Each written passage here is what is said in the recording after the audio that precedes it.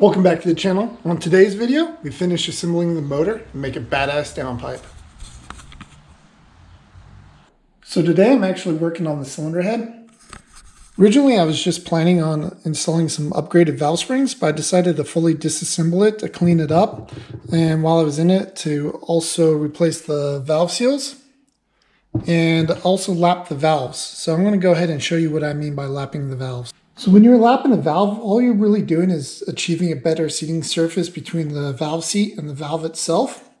And to lap a valve, all you're going to use is some metal grinding compound, which you apply it to the valve and evenly spread it across the valve face.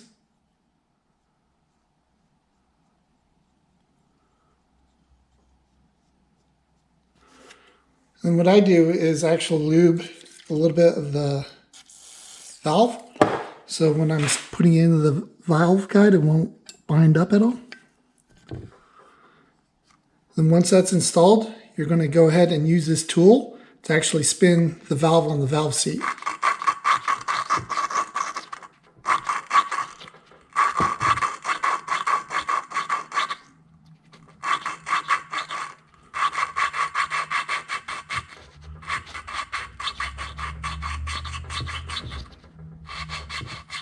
You can start to hear it getting a little bit smoother. That's when I actually end up stopping. When you hear that grinding noise stops. You're going to want to clean the valve.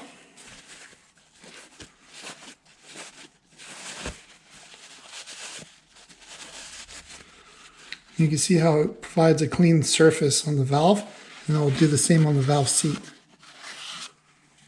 Lapping the valves is just another step you could take when you refreshen a motor, but keep in mind it's not a replacement for a good old-fashioned valve job.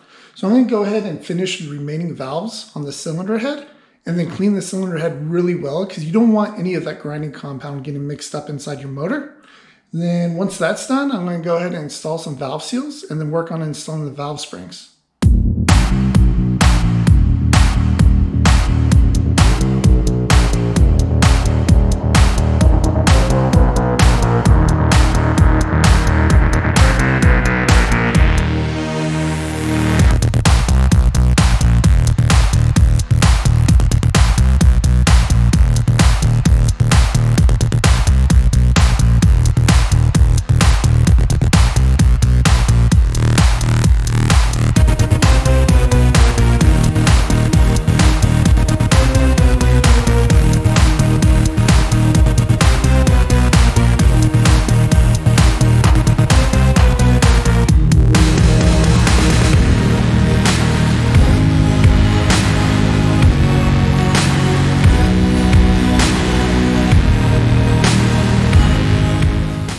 So I got the top end all together. So I actually started mounting up the intake manifold. I ended up getting this one off of eBay, and it seems to be one of those Skunk 2 knockoff type manifolds. So far, it's pretty good. I am going to have to port match the throttle body opening to match my 70mm throttle body. But the main concern is actually the ports that match up to the cylinder head. So as you can see, cylinder head matches up pretty good to the gasket, but when you take a look at the intake manifold, so I mounted the intake manifold gasket up to the manifold and then just outlined with a Sharpie the actual port. So I'm going to actually go ahead and port match this intake manifold. That way it just flows a little bit better. But other than that, it's not that bad of an intake manifold for $100. Like I said, it's pretty much a Skunk 2 knockoff. It even came with some packaging that was labeled Skunk 2. Let me show you that real quick. So it came in a box that didn't have any labels on it, but the packaging does say Skunk 2. So I don't know if this is truly a knockoff or if it's actually a Skunk 2 manifold just without any markings on the manifold itself. But I don't know. It is cheaper than the standard Skunk 2 manifold. Well, here it is, all port matched, ready to go. Also did the throttle body opening. But before I actually install this intake manifold, I need to actually finish working on the oil pump. I'm actually going to go ahead and port the oil pump and shim it to increase the oil pressure too. So let's get to it. So here's the oil pump. As you can see, I've already taken it apart, but let me explain how it works. So this gear, which normally sits here, rides on the crankshaft. So when this spins, it pulls oil from the oil pickup, pressurizes it, and then feeds it through this port and exits from here into the engine. Now, my goal with this oil pump is to actually port it to increase the oil volume. So to do so, you would want to open up this area, blend it to make it flow better, and then also port match this opening to the engine. So the opening on the engine itself is actually this diameter. So I'm going to open this hole to port match it. Now keep in mind, when you actually port a oil pump, you're going to lose some oil pressure. So to counteract it, you're going to want to shim the oil pressure relief valve to increase that oil pressure so it gets back up to its normal pressure.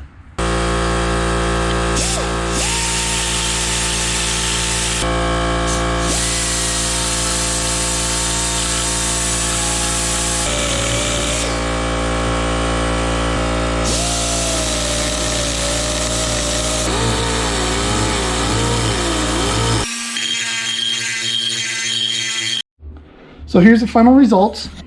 I was able to take away this lip that was here on the floor and enlarge this opening overall. And then also this turn where the oil would have to flow through. I made a nice little radius there so it wasn't such a sharp turn. Hard to see. And then for the exit port, I wasn't able to fully port match it. Basically because this wall area, if I would have ported it, it would have busted through right here. So you have to be very careful of when working this area not to take away too much material. Then I also increased this radius here so it wasn't such a sharp turn. You can see, nice blend right there. So I still need to clean it up further to get all the debris out. But next I'm going to actually start working on the pressure relief valve, the shimming. So this right here is the oil pressure relief valve. This assembly normally sits right here inside the oil pump. The purpose of this assembly is once the oil reaches a certain pressure, this valve will open to allow the oil to bypass to maintain a constant oil pressure. So what we're going to want to do is actually increase the pressure on this spring and valve to open later. There's several methods you could do to shim this oil pump. One is to actually remove this washer, but there's downsides to that. One is this washer is pretty thick, so it might increase the pressure too much, and you might be prone to oil leaks out of your oil pump. The research I've done, you want roughly 40 thousandths to 50 thousandths thick shim to increase the oil pressure of about 5 to 10 psi. This washer right here is about 75 thousandths thick.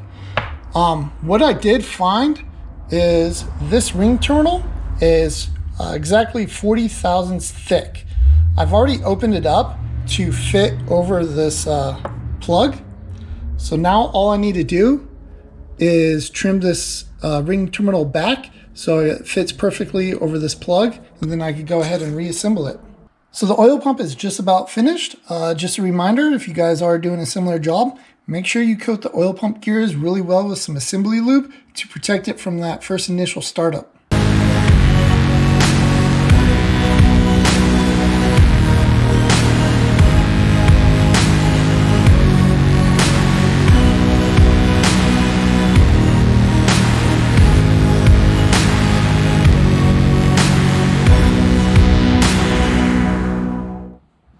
Damn, look at this little horsepower machine. Well, as you saw, went ahead and installed the turbo, have the oil feed and the oil return fittings installed. An issue I'm running into is the oil return fittings are hitting the manifold. So normally you'd want this fitting pointing straight down so it's a nice gravity feed into the oil pan. But I'm gonna have to run it at a slight angle. But keep in mind, the angle this engine's at right now isn't going to be the same how it is when it's installed in the car. So it's actually going to be angled down a little bit further, so it's not going to be as bad. So I'm going to move on to the oil pan next. I need to clean it and prep it so I can weld the oil return fitting onto it.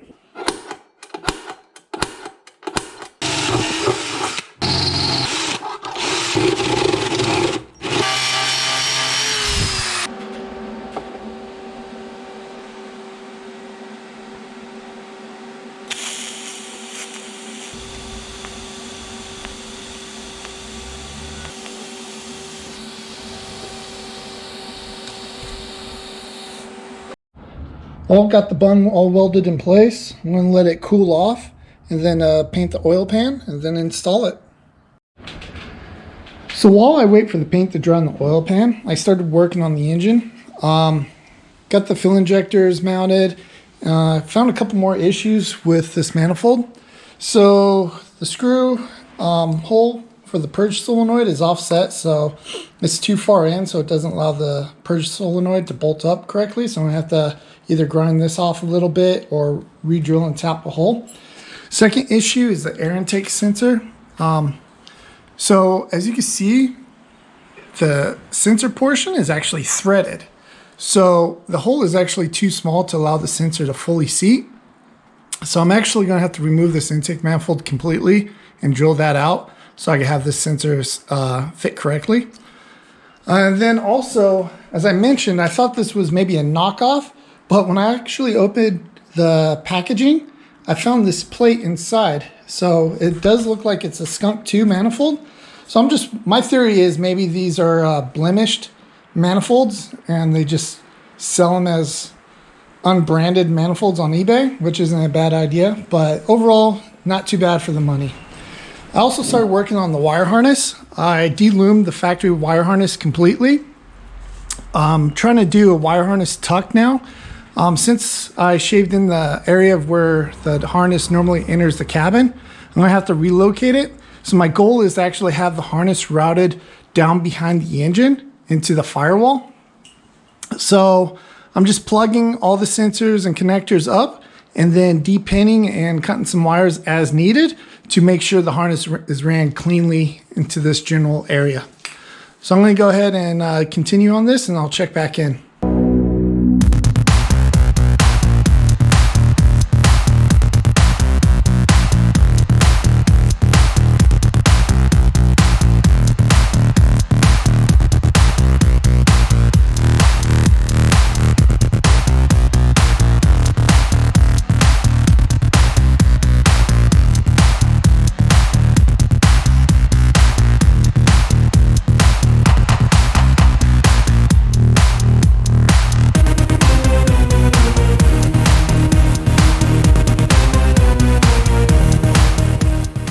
So this next project should be a fun one. I'm actually going to tackle the downpipe. So since the engine's out of the car, it's going to be a lot easier to make a downpipe right now than it would be in the car. So I already had some 2.5 inch exhaust pipe laying around and a wastegate flange from a previous project. So I ended up picking up a 2.5 inch stainless steel exhaust flex coupler, 2.5 inch V-band, and a couple O2 sensor bungs, one for the factory sensor and one for a wideband. And then I already had a T3 exhaust flange sitting around. So I'm going to go ahead and prep these materials and then start making a downpipe.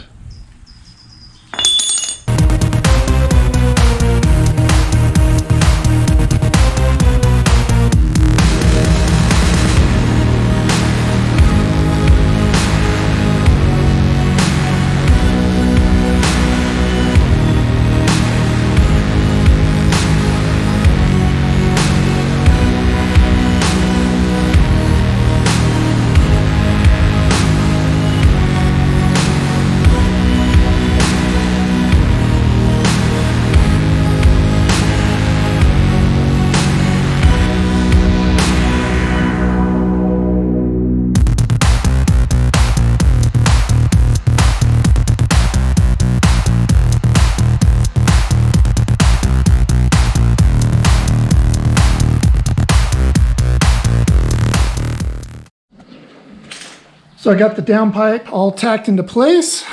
I'm just gonna throw a couple more tacks on it, and that way I can take it off and take it over to the bench and finish weld it. And the downpipe is coming out in a good location behind the motor. I still need to add the flex coupler and the V-band, but I'll do that once it's all welded up. And then I'm also waiting to do the wastegate dump into the exhaust pipe until this is fully welded, because I don't want to tack this into place and fit this and then weld this and have this shift at all. So once this is fully welded and in its secure location, then I'll start working on the wastegate recirc portion.